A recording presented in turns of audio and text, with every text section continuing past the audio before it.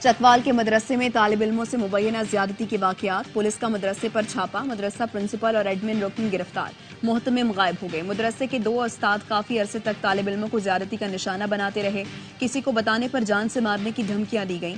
मुलजिम कारी जिशान ज्यादती के बाद तालिब इल्मों के जिस्म पर चाकू से जेड बनाता था।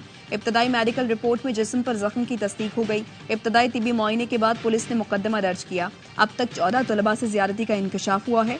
मरकजी मुलजिम कारी जिशान को मियांवाली और दूसरे मुलजिम कारी अनीस को जातली से गिरफ्तार किया गया।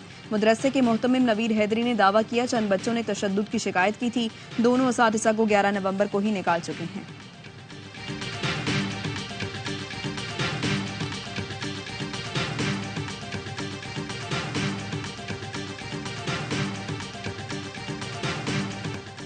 कराची में बायोमैकेनिकल इंजीनियर के कत्ल का ड्रॉप सीन, सुहेब निसार का दोस्त आसिम कातिल निकला। गिरफ्तारी से पहले खुदकुशी कर ली। सच्चर पुलिस का दावा, पुलिस का कहना है सुहेब निसार को करीबी दोस्त और पार्टनर ने कत्ल किया।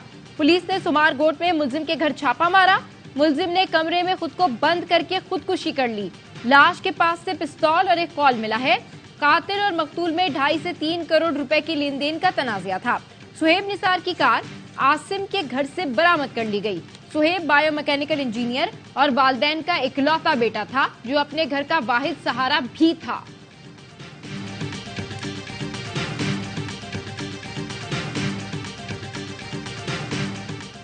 बुजुर्ग सियासतदान घर बैठे मस्जिद में बैठकर मुल्क के लिए दुआएं करें, नौजवानों को आगे आने दें। बिलावल भुट्टो का पेशावर में वर्कर्स कन्वेंशन से खिताब, कहा बोले दूसरी या चौथी बार वज़ीर आज़म बनाने के बजाय नौजवानों के लिए रास्ता बनाएं।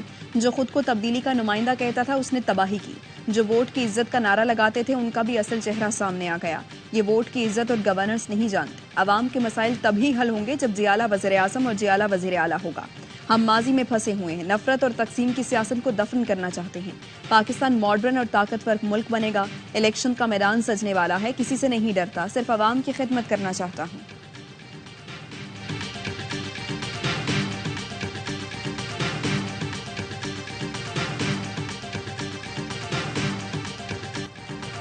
बिलावल को 70 साल के बुजुर्ग से गाइडलाइन नहीं लेनी चाहिए।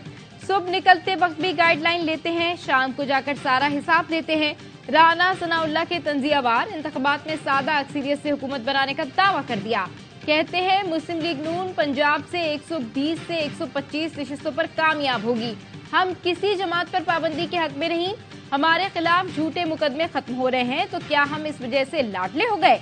एहसन इकबाल कहते हैं तहरीक इंसाफ और पीपल्स पार्टी ने पनामा साजिश से नवाज शरीफ को इंतखाबी सियासत से बाहर रखा, लेवल प्लेइंग फील्ड छीनी। 2024 में नवाज शरीफ अवाम का लाडला होगा। जरदारी 70 नहीं 67 साल के हैं। नासिर हुसैन शाह का राना सनाउल्लाह को जवाब, दावा किया पीपी सिंध में क्लीन स्वीप करेगी, जनूबी पंजाब से भी नशिस्तें जीतेगी। सवाल यह है, मैं गुफ्तगू करते हुए कहा बिलावल वज़ीर आज़म बने तो चाहेंगे मरियम नवाज काबीना का हिस्सा हो। बिलावल भुट्टो ने वाज़ेह कहा कि नफरत की सियासत अब नहीं होगी।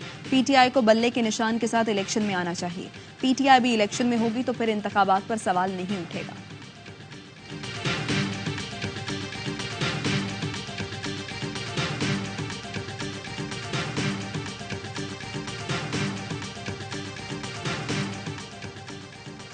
इसराइल की बेबस पनाह गुज़ीनों पर बमबारी, जबालिया कैंप में लाशों के ढेर लग गए।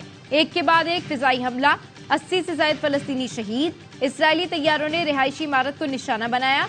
एक ही खानदान के 32 अफराद शहीद हो गए जिनमें 19 बच्चे शामिल हैं। जबालिया में स्कूल पर वहशियाना बमबारी की गई जिसमें बच्चों और औरतों समेत 50 से ज्यादा निहत्ते फलस्तीनी शहीद हुए। अक़वाम मुत्तहिदा के ज़ेर इंतजाम अल-फखूरा स्कूल में बेघर खानदानों ने पहला ले रखी थी। हमले में इमारत मुकम्मल तबाह, औरतों और बच्चों की लाशों का ढेर लग गया। खान यूनुस में भी इसराइली तैयारों ने बमबारी करके 28 फलस्तीनी शहीद कर डाले। आलमी बरादरी गजा पर 43 रोज से जारी नस्लकुशी रोकने में नाकाम। इंसानी तारीख का बदतरीन जुल्म, गजा का शिफा अस्पताल खाली हो गया। इजरायली फौज ने मरीजों और बेघर फलस्तीनियों को अस्पताल से निकाल दिया। 7,000 बेआसरा लोग नकल मकानी पर मजबूर, मैयतें भी उठाने की इजाजत नहीं दी जा रही। आर्मी चेक पॉइंट से सिर्फ औरतों बच्चों को गुजरने की इजाजत, मर्दों को गजा से निकलने वाले रास्तों की तरफ धकेल दिया गया। नौजायदा बच्चों समेत अस्पताल में दम तोड़ने वाले मरीजों की तादाद 54 से जायद हो गई। अस्पताल के अतराफ गलियों में मैयतें बिखरी पड़ी हैं, जिनके लवाहिकीन मजबूर हैं कि कोई आए और उनकी दफनाने में मदद करे। काबिज फौज मैयतें भी मुंतकिल करने की इजाजत नहीं दे रही। अमरीकी सफीर डोनाल्ड ब्लूम की साबिक वज़ीर-ए-आज़म नवाज शरीफ से जाती उम्रा में मुलाकात। नून लीग के एलामिये के मुताबिक नवाज शरीफ ने दोनों मुल्कों के बाहिमी ताल्लुकात की अहमियत पर जोर दिया। नवाज शरीफ की फलस्तीनियों पर इसराइली बमबारी और गजा के मुहासरे की मजम्मत, फलस्तीनियों के लिए फौरी तिब्बी इमदाद की फरहमी का मुतालबा किया। अमरीकी सफीर डोनाल्ड ब्लूम की यूसुफ रजा गिलानी और जहांगीर तरीन से भी मुलाकात। तर्जुमान अमरीकी सफारत खाने के मुताबिक मुलाकातों में आइंदा इंतखाबात पर तबादला ख्याल किया गया। आसिफ जरदारी और बरतानवी हाई कमिश्नर जैन मेडिएट की भी मुलाकात। दो तरफा ताल्लुकात के फरोग पर बातचीत।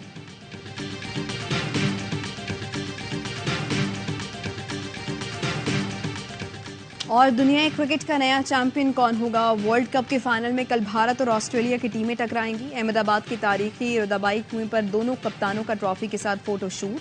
पैट कमिंस ने कहा, अहमदाबाद में क्राउड को खामोश कराने का मजा ही अलग होगा, टॉस से ज्यादा फर्क नहीं पड़ेगा। रोहित शर्मा कहते हैं, हम जानते हैं ऑस्ट्रेलिया क्या कर सकता है, हमारा फोकस अपनी परफॉर्मेंस पर होगा।